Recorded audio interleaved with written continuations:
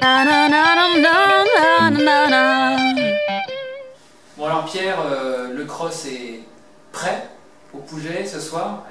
Est-ce que tu peux nous en parler un petit peu? Quelles sont les petites nouveautés que tu as pu introduire parmi ton lot d'obstacles habituels, les difficultés des différents parcours? Voilà, tu nous parles du cross. Le cross est au sec déjà, ça c'est bien.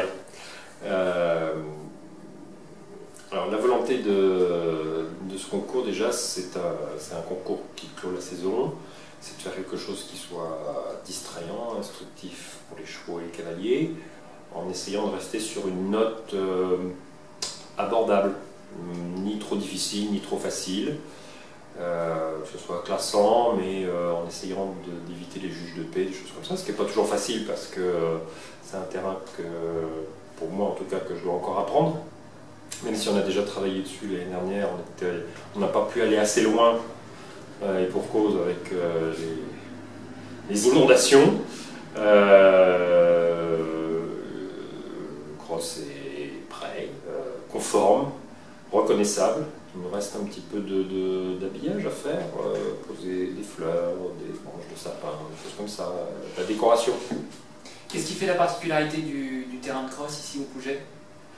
Alors déjà c'est une plaine alluviale, donc il y a une matière première qui est très prometteuse.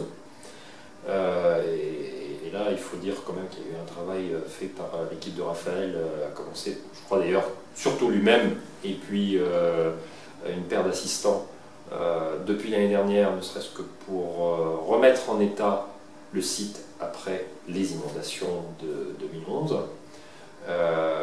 Qui fait que moi j'ai eu du mal à reconnaître le terrain, tellement ils ont amélioré les choses par rapport à l'état dans lequel il était l'année dernière.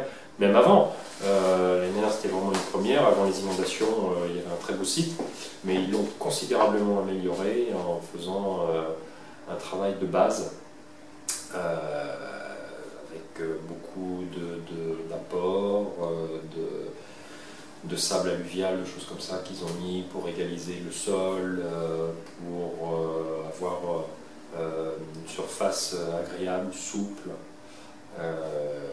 L'avantage de cette plaine alluviale a un revers quand même, c'est que, étant sur les bords de l'Hérault, qui débordent quand même régulièrement par nature, amène aussi pas mal de cailloux. Alors ça fait un sol stable en dessous, du coup, ça apporte aussi pas mal de cailloux. Donc il y a eu beaucoup de nettoyage fait de ce côté-là, mais c'est un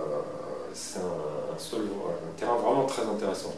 Quoique plat, il y a quand même la possibilité d'utiliser les berges lorsqu'elles ne sont pas inondées, et on arrive quand même à avoir un terrain, je pense, j'espère, galopant, mais avec suffisamment d'accidents de terrain qui sont autant d'opportunités pour laisser passer l'imagination, quoi. Il y a encore beaucoup de choses à faire à l'avenir, et les idées ne manquent pas, mais je pense que pour une vraie première, l'année dernière c'était un peu pour rien, ça devrait être assez réussi, j'espère.